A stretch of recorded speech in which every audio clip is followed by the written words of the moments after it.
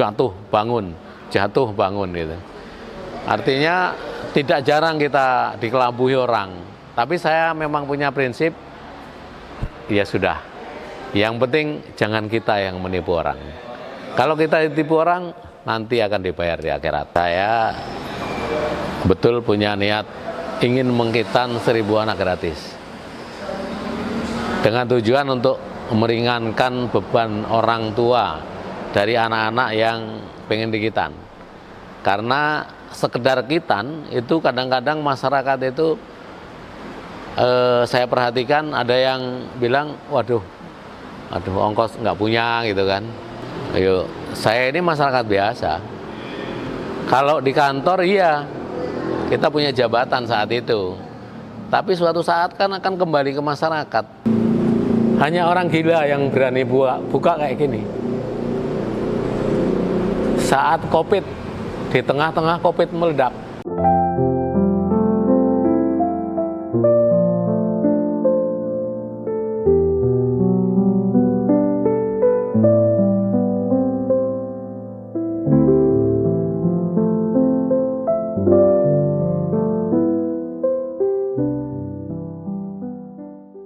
Bismillahirrahmanirrahim. Assalamualaikum warahmatullahi wabarakatuh.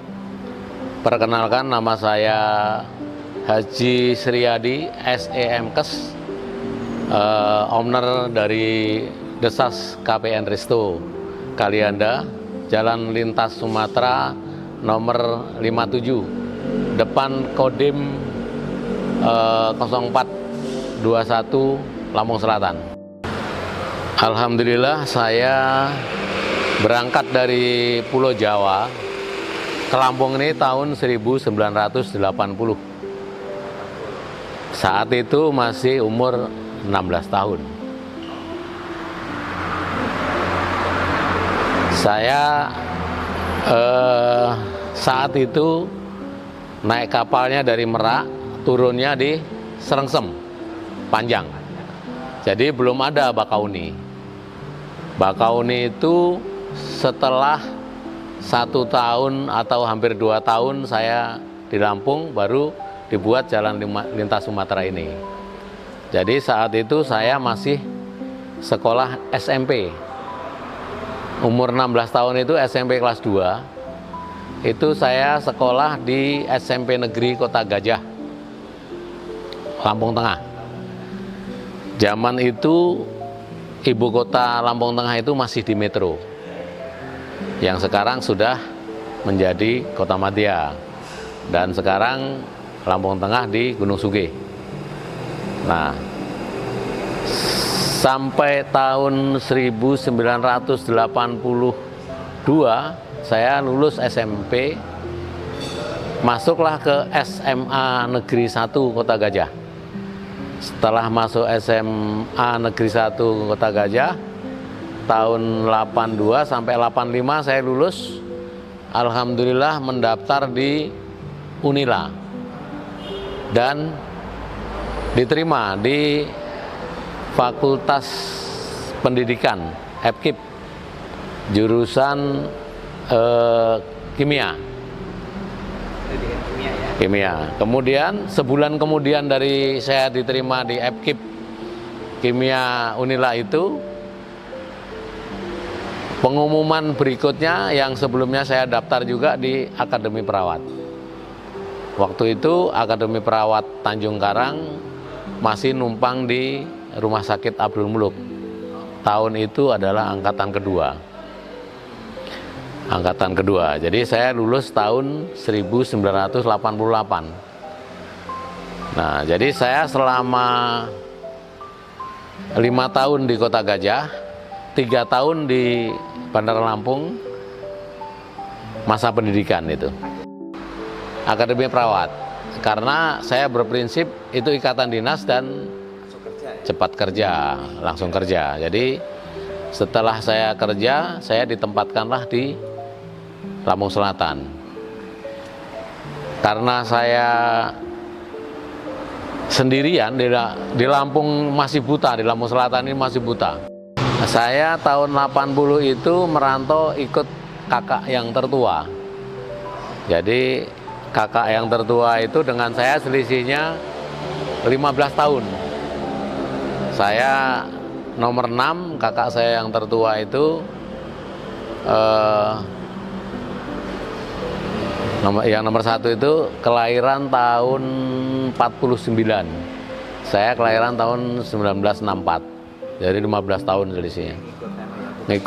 Ngikut saudara lah. Saudara ya.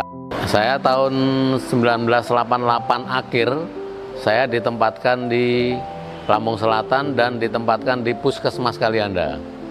Setelah berjalan 5 tahun di Puskes Kalianda sampai tahun 1993, saya diminta untuk mengelola program pendidikan bidan C yang dulu kelas jauhnya SPK Tanjung Karang ditempatkan di rumah sakit Kalianda yang sekarang ini namanya Rumah Sakit Dr. Bobajar. Nah, setelah selesai pendidikan bidan C itu hanya 1 angkatan 3 tahun 1996 saya langsung diminta di Rumah Sakit Kalianda sampai tahun 2014. Ya, cukup paling lama itu. Nah, setelah 2014 baru saya pindah ke sekretariat DPRD sebagai kabak umum. Itu cerita singkat pendidikan riwayat pekerjaan. Setelah di DPRD selama 2 tahun saya dipindah di perumahan pemukiman di Perkim. Nah, setelah Perkim disitulah saya pensiun. Alhamdulillah saya dari awal saya bekerja di Lampung Selatan ini, di Kalianda ini, saya sudah malang melintang usahanya. Jadi dari usaha pernah jual beli panili. Itu saya sempat nyari itu sampai Gedung Tataan. Itu tahun 93 kalau nggak salah. Sambil kerja, pulang kerja nyari saya. Kadang-kadang pernah ke Bungkuk itu daerah Jabung. Daerah Jabung itu juga ada panili dulu. Nah, setelah itu saya juga pernah usaha benur bibit udang. Itu tidak hanya satu saya ini menekuni usaha. Saya ini semua yang kira-kira bisa menghasilkan saya tekuni. Jadi yang lumayan memang panili itu termasuk lumayan itu dulu. Kemudian selain itu juga saya buat cucian mobil. Dari dulu saya buat cucian mobil, buat warung makan kecil-kecilan, nemplek di samping cucian mobil gitu. Itu tahun berapa ya? Udah hampir 2000 lah itu, 2000-an lah itu. Tapi sebelum 2000 itu saya pernah benur, pernah jual beli mobil ya. Yang banyak sekali jual beli mobil, jual beli tanah. Ya alhamdulillah. Dari jual beli tanah itu sama jual beli mobil itu mungkin mengangkat perekonomian saya. Tapi dibalik itu semua sesekali kita jatuh bangun gitu. Artinya tidak jarang kita dikelabui orang. Tapi saya memang punya prinsip, ya sudah. Yang penting jangan kita yang menipu orang. Kalau kita ditipu orang, nanti akan dibayar di akhirat, itu saja. Ya, jadi yang sekarang ini saja yang menimpa saya itu perumahan yang sekarang di Pemda ini itu luar biasa. Kalau orang mungkin sudah tidak kuat itu menjalani itu, tapi saya tetap semangat dan tetap akan saya perjuangkan namanya hak saya. Itu akan saya perjuangkan sampai titik darah penghabisan saya. Dan saya orang yang tidak mudah menyerah. Sekalipun dengan tertatih-tatih biayanya, tertatih-tatih upayanya, kemanapun akan saya tempuh sepanjang itu menjadi hak. Nah, karena saya merasa dikelabui oleh beberapa pihak yang memang sudah dibuat persekongkolan menurut saya. Itu menurut kesepakatan yang ditandatangani bersama, perjanjian di notaris yang memang saya betul-betul tanda tangan, yang saya akui saya melakukan kerjasama, itu harusnya saya terima duit itu 3 miliar 15 juta di tahun 2023. Sampai sekarang itu yang murni ke saya kira-kira 400 juta. Tapi proyek itu jadi mangkrak karena memang ulah oknum itu, jadi nggak begitu sehat. Akhirnya saya waktu itu saya berikan ultimatum karena saya akan ditekan terus, seolah-olah malah saya yang salah, saya yang sudah terima duit. Padahal lahan saya yang diporak-porandakan dengan upaya mereka yang menurut saya tidak baik itu sebetulnya. 7.529. Tapi di tengah kota itu ya. Tengah kota. Itu kalau sekarang yang sisa-sisanya yang seberang-seberang jalannya itu saya jualin nilainya 1,5 juta 1 meter. Itu udah beberapa yang saya jual itu 1,5 juta 1 meter. Nah, kalau itu saya jual 1 juta aja udah 7 miliar kan itu. 7,5 miliar kan. Itu loh. Artinya waktu itu sebetulnya saya punya niat baik, pengen kalian ini cepet rame. Jangan saya sendirian, yuk bareng-bareng. Gitu loh. Bareng-bareng, ya udahlah, saya terima dihargai, dihitung 3 miliar 15 juta aja udah cukup. Padahal kalau saya kerjakan sendiri waktu itu nilainya di atas 10 miliar itu yang harus saya peroleh. Nah, walaupun dengan biaya pembangunan kira-kira 3 miliar, jadi kan sekitar 7 miliaran juga gitu kan. Karena yang saya jual-jual sekarang ini itu rata-rata 1,5 juta. Nggak 1,5 juta nggak saya jual, saya bilang biarin aja saya. Karena tanah itu nggak akan busuk, saya bilang. Oke. Bapak bisa. Oh, yang paling perih itu hampir semua yang saya jalani ini ada nikmatnya, ada perihnya. Hampir semua rata-rata ya. Seperti jual beli mobil juga pernah saya di Jakarta itu karena belum begitu paham dengan mesin mobil, keblonyok juga saya pernah. Iya. Jadi sampai kita mau mengembalikan modal saya aja berat sekali. Itu pernah kejadian juga. Nah, ya istilahnya yang namanya orang jual kan yang penting udah dilihat itu kan. Saya belum begitu paham awal-awal dulu kan. Nah, akhirnya setelah saya memahami, ya alhamdulillah ada di balik kesulitan itu ada kemudahannya. Alhamdulillah di jual beli mobil, jual beli tanah itu yang menurut saya yang paling luar biasa. Ya, diawali dari memang karir saya sebagai PNS untuk modal saya berbuat lebih banyak. Biar orang lebih percaya karena saya punya pegangan sebagai seorang pegawai negeri, saya mengembangkan berbagai usaha. Hampir semua kali yang saya bisa tekuni, saya tekuni sepanjang itu tidak merugikan orang lain. Itu saya jalani semua. Yang jual beli mobil itu saya pernah dalam 1 bulan itu punya keuntungan sampai 50 juta zaman dulu ya. 50 juta 1 bulan itu udah sering ya. Dari paling kalau zaman dulu saya cari 1 mobil 10 juta itu mudah sekali. Kalau sekarang jangankan 10 juta, 1 juta aja kan orang sulit.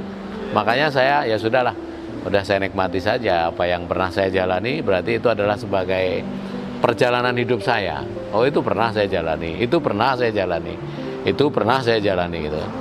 Jual beli panili itu beberapa kali yang namanya kehujanan itu udah saya anggap itu biasa itu. Kalau yang kehujanan di jalan, kemudian kemalaman di jalan, ya dalam keadaan takut-takut, tapi ya tetap kita jalani karena kebutuhan kan. Itu jual beli panili itu dulu memang ya nyarinya ya jauh-jauh. Adanya kalau yang di deket-deket sini itu di Bulog itu ada waktu itu. Di Bulog itu pernah ada, terus di Totoharjo ada, terus di Bukuk tadi di Jabung ada, terus di tataan, ada 4 lokasi itu yang pernah saya jalani. Namun itu tidak terlalu lama, mungkin setahun 2 tahun lah itu. Tapi itu pernah saya jalani gitu loh. Dan kebetulan ada saudara yang dari Jawa itu yang nampung, jadi saya lebih punya kemudahan gitu. Beli tanah yang nilainya 270 juta itu kira-kira tahun 2015. Itu saya beli dari saya jualkan ruko. Nah, tapi karena uang saya itu kurang, saya hanya punya uang 200 juta waktu itu. Ada kawan yang menurut saya ini memang kurang baik sifatnya. Dia punya 70 juta. Nah, malah dia yang membalik nama. Jadi jadi yang saya beli 270 juta itu pedihnya saya itu. Yang katanya dia berjanji mau dibuat perumahan yang nantinya Bapak mungkin kebagian sekitar 1,2 M. Akhirnya boro-boro 1,2 M. Uang saya yang 200 juta aja sampai saat ini masih tersisa di tangan dia 50 juta. Sampai sekarang, dan dia sudah memberikan WA ke saya, akan saya pertanggungjawabkan dunia akhirat Pak, katanya. Oh ya sudah, saya bilang. Jadi ya itulah kalau suka dukanya. Kalau yang sukanya, pernah kejadian saya beli tanah di Bakauni, itu saya beli cuma 370 juta, 4 tahun, langsung saya jual itu laku 2,2 miliar. Nah, dari situlah saya bisa buat ini. Saya buat ini. Nah, ini juga secara estafet. Tempat ini saya buat dari hasil jual beli tanah yang dari Bakauni. Lahannya saya beli dari jual beli yang di Kota Kalianda itu, ada yang saya beli 2.500 meter, saya beli sekitar 300 juta. Itu tahun 2003 dan 2006. Tidak sekali, itu totalnya 300 juta. Dapat 2.500 meter. Nah, tahun 2010 yang sepertiganya dari total luas itu tadi 800 meter, itu saya jual 800 juta. Berarti saya sudah punya untung duit dan untung lahan. Nah, itu dari sisa untungnya itu tadi 800 juta itu saya belikan ini. Lahan ini saya beli waktu pertama kali cuma 650 juta. Ya. Ini saya beli 2011. Ya. 2011, tahun 2015 saya bangun. Hasil dari Bakauni tadi yang untuk bangunnya, itu perjalanannya. Saya betul punya niat ingin menghitan 1000 anak gratis. Dengan tujuan untuk meringankan beban orang tua dari anak-anak yang pengen dikitan. Karena sekedar kitan itu kadang-kadang masyarakat itu saya perhatikan ada yang bilang, waduh ongkos nggak punya gitu kan. Maka saya udahlah, saya ikrarkan, saya katakan, saya niatkan untuk di Lampung ini akan saya sunat 1000 anak gratis. Itu dengan cara minimal 10 anak.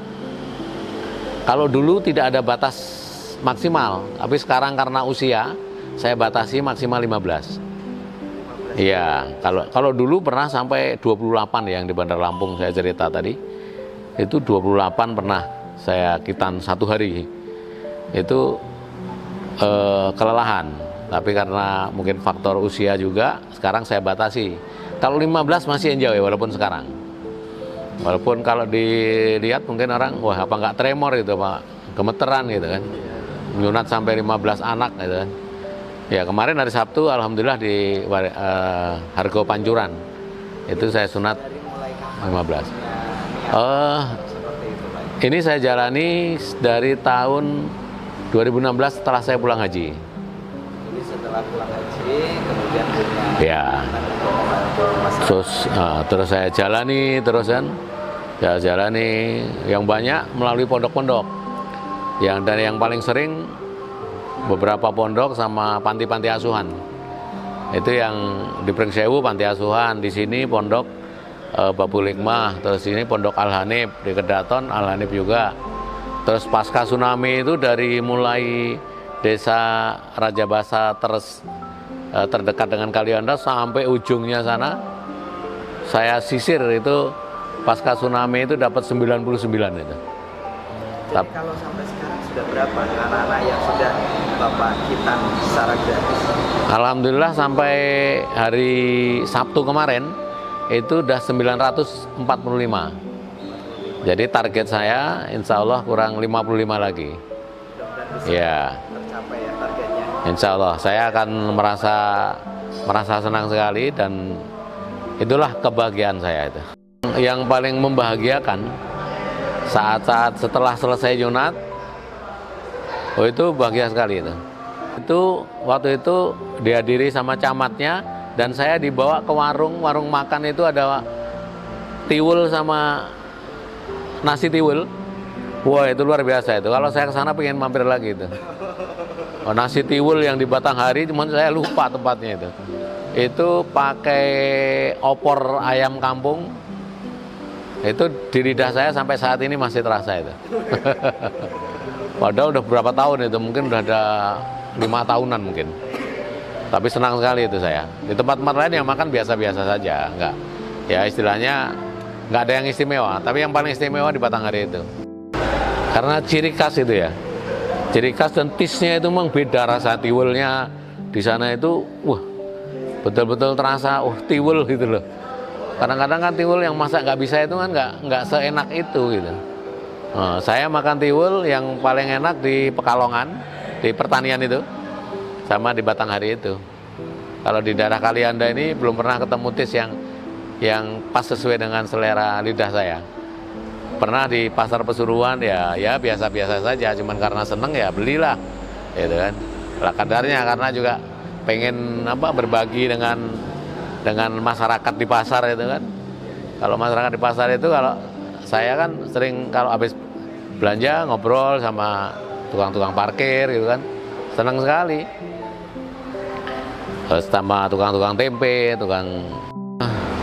saya ini usaha tidak sengaja, tapi dipaksakan oleh situasi. Iya.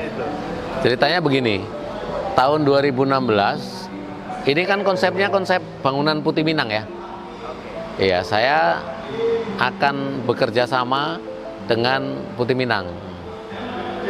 Ya, namun setelah selesai bangunan ini gagal bekerja sama. Akhirnya tahun 2017 setelah saya pulang haji, 2016 kan saya berangkat haji, 2017 akhirnya saya karena gagal dengan Putih Minang, saya mencari orang yang bisa saya ajak kerjasama. Saat itu adalah Pindang Sehat yang di Gunung Sugih ya,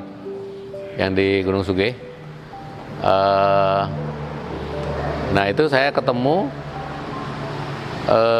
akhirnya menjalin kerjasama selama 2 tahun.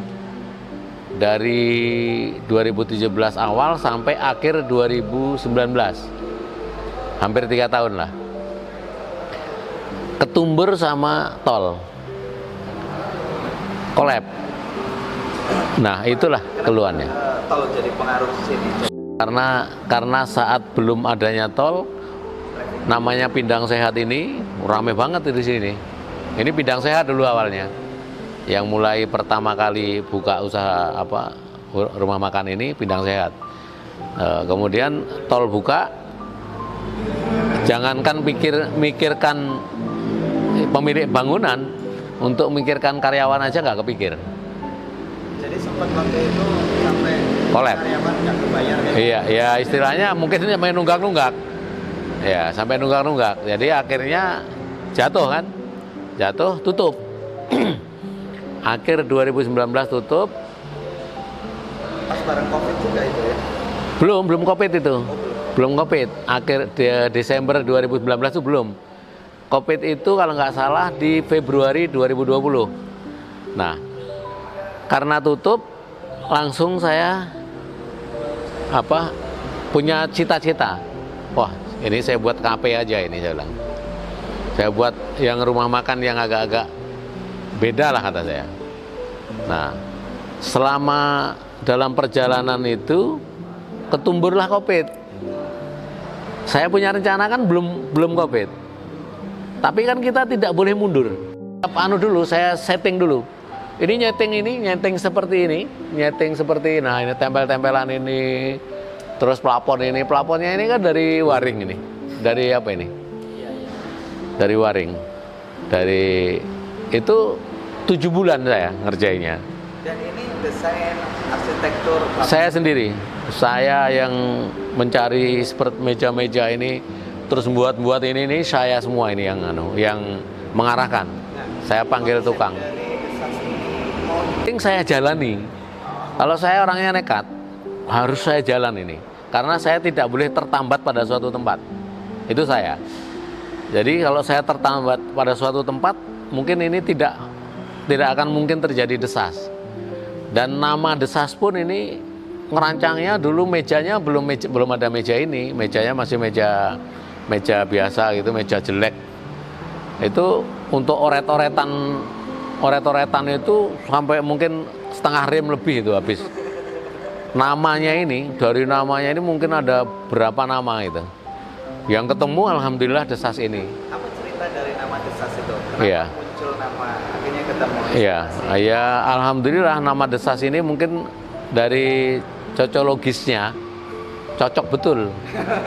Ya, cocok betul karena satu kata punya 5 makna yang berbeda dan semuanya mudah-mudahan isinya baik. Sebagian merupakan doa kami sekeluarga, sebagian merupakan wujud dari rasa syukur kita, dan termasuk tempatnya pun kita ceritakan gitu.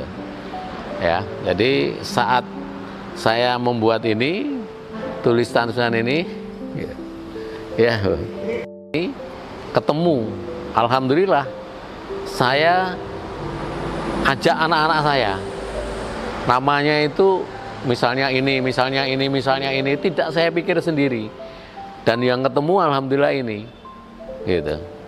Karena maknanya alhamdulillah pas. Desas itu adalah doa Sriyadi, nama saya. N ada bahasa Inggrisnya. N Suprapti, istri saya. Jadi antara doa saya dan istri. Kemudian yang kedua, desas itu doa anak saya yang tua namanya Sandi, yang kedua namanya Agi, yang megang ini sekarang, yang ketiga namanya Salsa. Desas juga. Jadi sas itu Iya. nama dari ketiga anak itu. Iya, ketiga anak, terus nama dari saya dan istri. Kemudian desas yang ketiga itu ternyata kita ini malang melintang. Kita ini seperti terbuai dengan dunia. Ternyata dunia ini hanya sementara. Dunia sementara, akhirat selamanya, itu desas juga. Oh iya. Iya. Nah, saya mengingat ya untuk mengingat. Semua itu Nah, desas itu doa dunia sementara, akhirat selamanya, itu yang ketiga.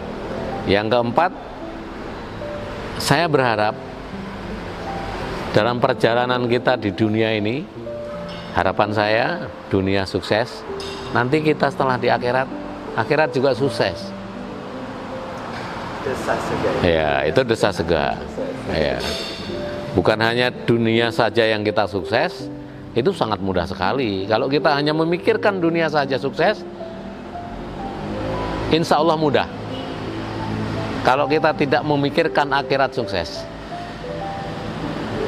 Ya. Ada lagi mungkin. Yang satu lagi kebetulan tempatnya di samping Samsat, itu desas juga.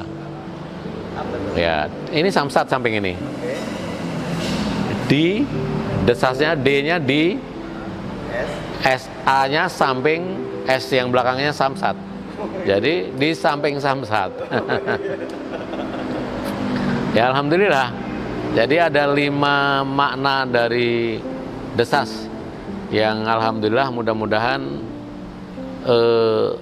dari inspirasi yang saya buat selama 7 bulan saya berpikir, bekerja,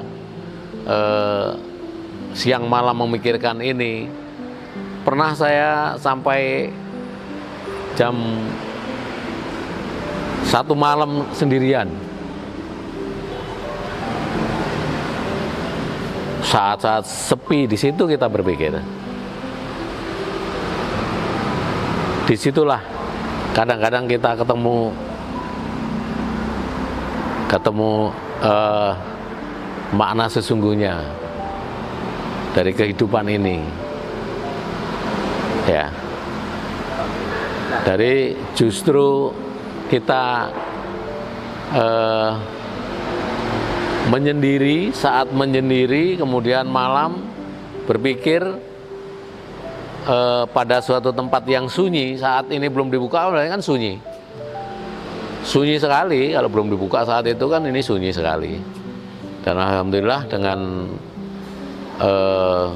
bismillah, saat itu di tengah-tengah COVID meledak 23 Juli 2020 saya buka. Dan saya resmikan waktu itu, dan dimnya adalah Pak Robinson.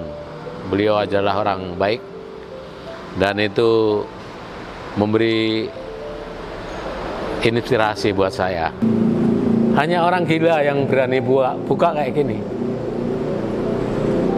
Saat COVID, di tengah-tengah COVID meledak, sedangkan orang warung-warung makan aja waktu itu dipatroli sama polisi kan. Karyawannya alhamdulillah sudah 11, kadang-kadang 12. Dan kadang-kadang kalau pas rame kita juga masih ngambil yang part-timer. Ya. Kalau pas kebetulan ada bookingan besar gitu kan. Tapi yang rutin 11. Sini juga melayani untuk pertemuan-pertemuan. Ada pertemuan yang jumlahnya besar sampai 150 bisa di ruangan yang besar. Tapi kalau yang 20 ke bawah ada juga meeting room 2 yang bisa maksimal 20 orang bisa. Dan kita siapkan juga ada musola di bawah. Terus lab musik jika diperlukan. Kalau mau nyanyi boleh, monggo silakan. Iya. Kalau sana outdoor namanya. Outdoor. Nggak tahu ini, saya tadi pagi barusan berpikir apa ini dirubah konsep gitu kan. Udah 5 tahun kan harus upgrade harusnya ya. Harusnya udah upgrade, tapi mungkin dari pembiayaan yang belum memungkinkan, baru tadi pagi aja saya pikirkan, baru dipikirkan. Biasanya kalau saya sesuatu itu saya pikirkan dulu. Setelah saya pikirkan, terus saya rencanakan, saya gambar, saya laksanakan. Di sini yang spesial adalah iga bakar, sop iga, pindang simba, udang goreng, goreng tepung, udang saos, terus siput, ya ada ayam, ada bebek, lengkap di sini. Nah, jadi kita mengikuti semua kalangan yang kira-kira mau butuh apa kita siapin gitu. Itu pun sebetulnya kalau misalnya tidak ada itu bisa request. Misalnya saya mau sayur lodeh gitu, kita bisa siapkan. Misalnya ada customer yang, Pak saya mau soto sulung misalnya, kita siapkan karena kita pakai chef. Di sini ada chefnya dan alhamdulillah ini sudah punya sertifikasi halal, ya halal yang dari UIN kita. Yang pernah makan di sini banyak jenderal, gitu, jenderal polisi, jenderal TNI, sering sekali. Ya pembesar-pembesar dari bank gitu. Banyak yang kesini. Terus waktu itu ada